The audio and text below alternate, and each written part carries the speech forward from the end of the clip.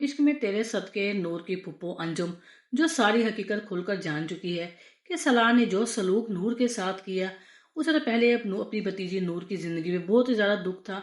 लेकिन जब अपने बेटे की करतूतों का सुनेगी, जो कुछ उसने नूर के साथ किया उसे हरासा किया और आज नूर ने हकीकत सारी बता दी। इस वजह से नूर की फुप्पो अंजुम अब नूर का घर बसाने की पूरी कोशिश करेगी। अपनी उसी तरह से खराब टांग के साथ ही नूर को कहेगी, मैं तुम्हें जुल्फकार के घर लेके जाती हूँ और खुद उनसे माफी मांग कर बेटा तुझे मैं वहां पर छोड़ कर आऊंगी, तुम अपना घर खराब ना करो। नूर भी यही चाहती है कि जो जुल्फकार को पसंद करती है, उसे पता है जुल्फकार ने मुझे जो इज्जत और मोहब्बत दी है वो सलार से मुझे कभी नहीं मिली। इसी वजह से नूर अपनी फूफो की बात मानेगी और जुल्फकार के पास जाने की कोशिश करेगी। लेकिन जैसे ही नूर की फूफो जाएंगे, सामने से जुल्फकार एक बार फिर आ जाएगा नूर को लेने के लिए। जब नूर की फूफो देखेगी जुल्फकार को तो उसे हाथ जोड़कर कहेगी कि बेटा नूर को ले जाओ, अब इसे यहाँ पर कभी भी वापस ना लेकर आना।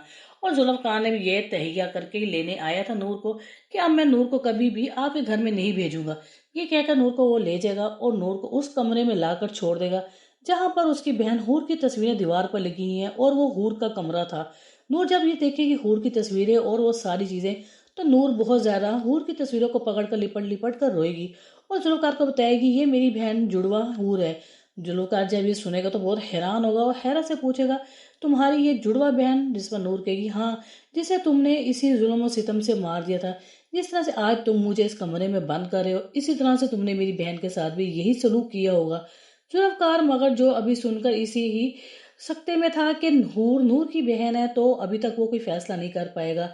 लेकिन उसे इस बात की खुशी हो जाएगी कि नूर उसकी जिंदगी में दोबारा से वापस आ चुकी है। तो दोस्तों, अब नूर और जुल्फकार के दरमियान में क्या दोबारा से सलार कुछ करेगा या नहीं? अपनी राय का इजहार दीजिएगा। वीडियो पसंद है तो लाइक, चैनल को सब्सक्राइब करें। इजाजत दे, ओके, थैंक यू, अल्लाह हाफिज।